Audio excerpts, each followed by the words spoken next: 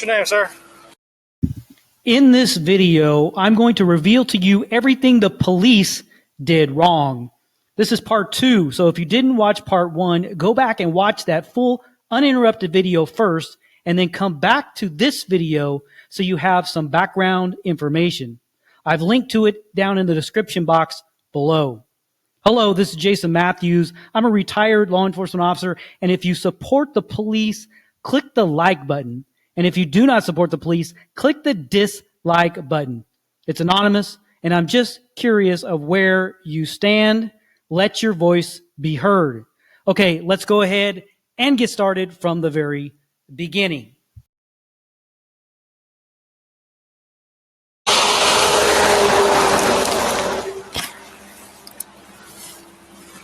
your name, sir? Sure. Mike. Mike? Yeah, Mike Johnson. What's your middle initial? No middle name. No middle initial? Date of birth? 8/16/91. 8/16/91. First of all, let me explain. He's asking for name and date of birth. This is standard procedure for law enforcement. And the reason why he's asking for that information is once he obtains that information, he will have that information ran through the NCIC database. NCIC database. You can Google it and look it up and read about it. But the information he's looking for in this case is the individual on probation? Is he on parole? Does he have warrants? And what is his criminal background? Let's continue. Know your social? No? You have a Florida driver's license? Nah, I'm just getting out. Or have you ever been issued a driver's license, a Florida ID? Nah. Out of what state? You've never had an ID whatsoever? Massachusetts. Mass? Yeah. What are you getting out for? Huh? What are you getting out for? I'm getting out. So you're just getting out? Yeah. Of what? Prison. All right. Yeah. For what? Huh? For what? You on probation? Nah. Are you on probation? He's asking this for a very specific reason. First of all, there's some red flags here. And so he is proceeding with his questioning, this identifying information type questioning, because things are not adding up. He doesn't have a middle initial. He doesn't know his social security number. And now he's saying he just got out of prison. And so this officer is asking him, are you on probation?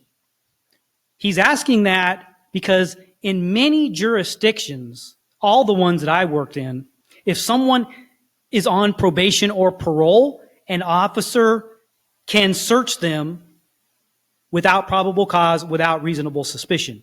That is part of their conditions of probation or parole.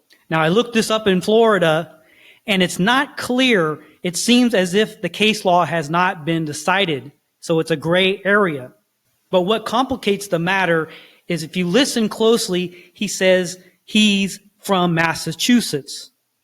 And it's not clear. I tried to look this up also. It's not clear if someone is on parole or probation in another state and they're traveling or they are staying in another state, whether they are still subject to the warrantless search if they're stopped.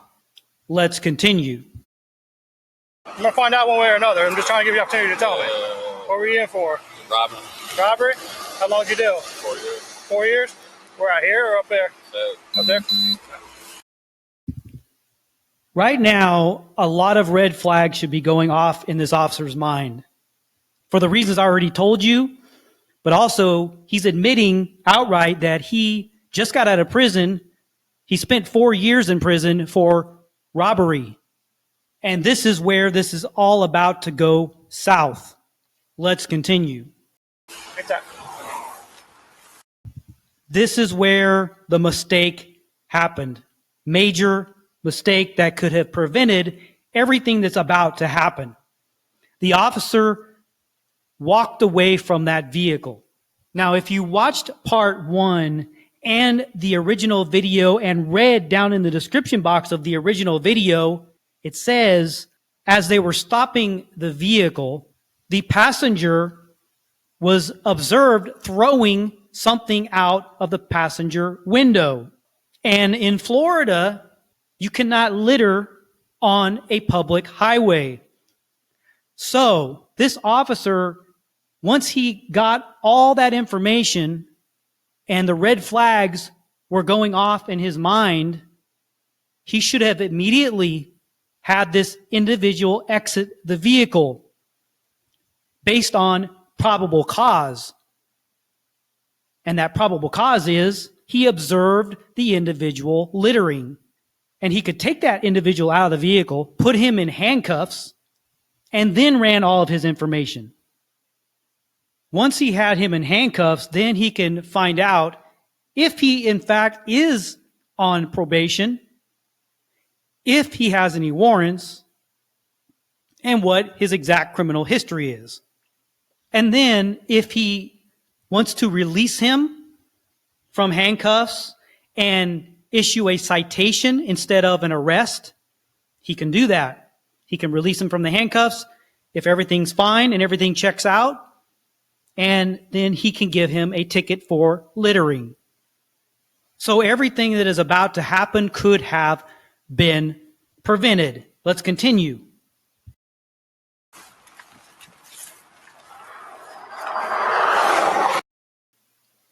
We see two police motorcycles here, yet we're only hearing one officer. Where is the other officer? If you look really closely in this still frame, down the road, it appears there's someone in the distance. I'm willing to bet that's probably the officer. And probably what he's doing is retrieving the baggies that this suspect threw out the passenger side window. Let's continue.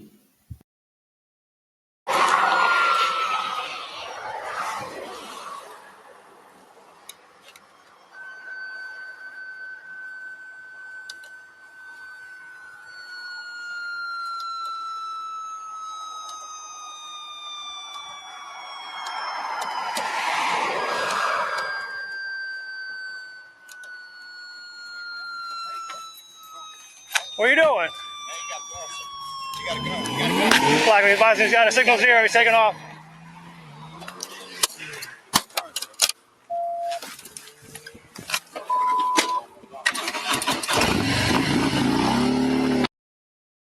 I had a very intelligent viewer and commenter on part 1 saying one of the mistakes could have been that this officer left this suspect, the driver of the vehicle, by himself, and it could have been a distraction for the police to follow the vehicle, and this person could take off and escape.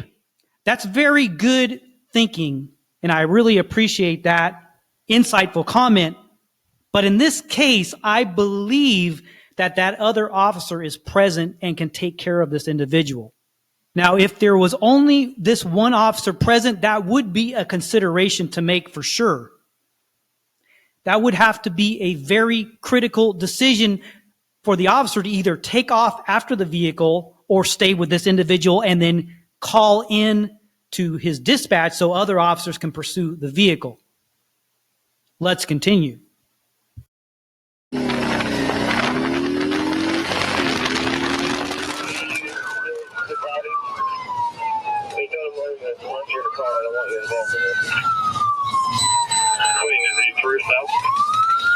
He's coming up to the intersection. He's going to be going west, or he's bound on the west. They told you to grab the intersection. As you can see, the general public is in danger because this individual was allowed to escape. Let's continue. Right, we're pulling into the rooms to go parking lot. Stand by. Turn it in, 100. Dog's coming. Everybody set up a timer. Yeah, we might not cover that green. Bailing.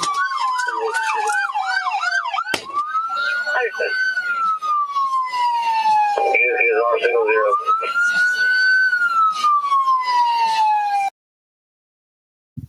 Now, that same intelligent commenter also made a comment about this right here, which is all the officers ran off to pursue the suspect, and the vehicles are left unattended. Very observant comment. And I wish all comments on this channel would be as observant. What I can tell you about that is this is standard practice and procedure. Why that is, I'm not sure exactly.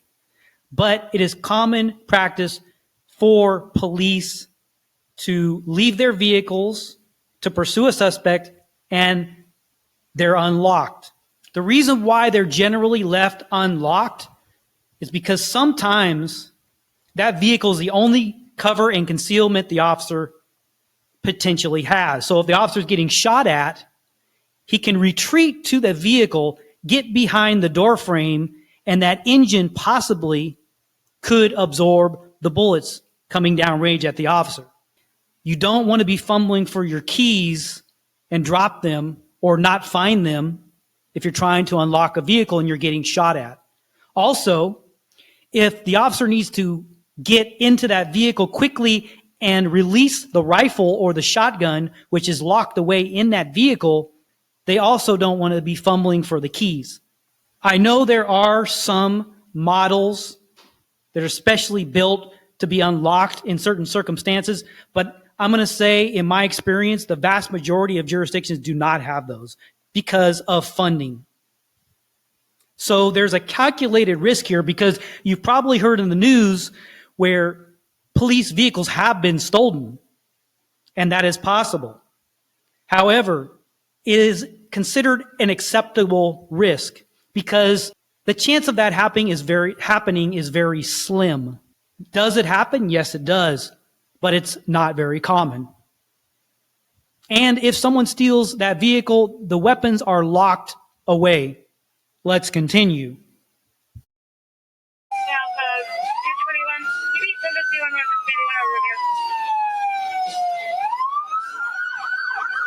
He's got blood on him, watch out.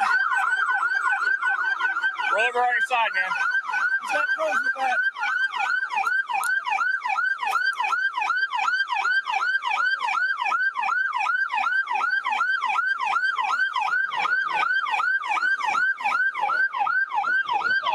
Hey, you got med en route?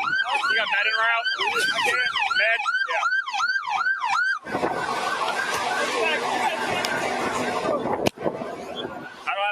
I don't have a camera. I got my cell phone to take pictures of him. Let's get pictures of Crow.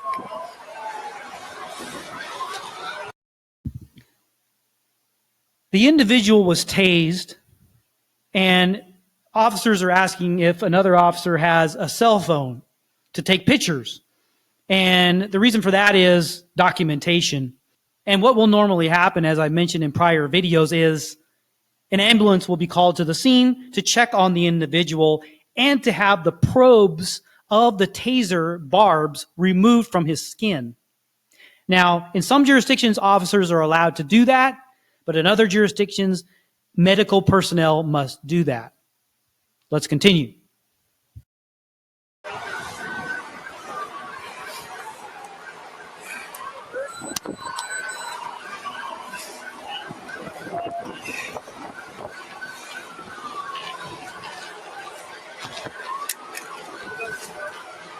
You got med? Hey, man, are you injured at all besides the taser? No? All right. Do me a favor, roll up on your side so you can breathe better, all right? If you need to move your feet in, that way you got more support. We have an ambulance coming to take a look at you, all right, since you've been exposed to the taser. Do you have any other injuries? Let's give him a call. All right. 110. You got a knife? Yeah.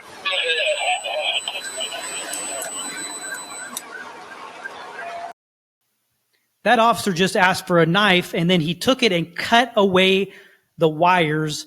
And what that is the taser cartridge that was attached to the individual. So the barbs are still in his skin, and instead of removing the barbs, the officer cut away the wiring and is taking the taser cartridge as evidence.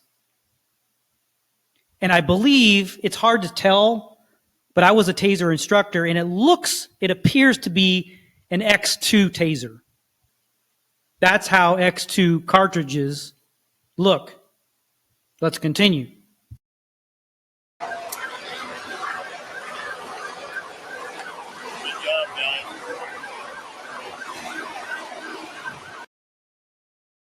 Okay, so that one critical mistake the officer made was the one and only mistake that I observed in this video. I kind of tricked you in part one to make you believe that there could be one or more mistakes by police, but I did that so that you would be critically thinking and watching and paying attention throughout this video, observing what the police could be possibly doing wrong. Okay, if you enjoyed this video, click the subscribe button and ring the notification bell to be notified when new videos are released. Share this video with family and friends to help improve their understanding of law enforcement actions as well. Together we can achieve the goal of understanding and public awareness of police protocol and procedures. Take care and have a great day.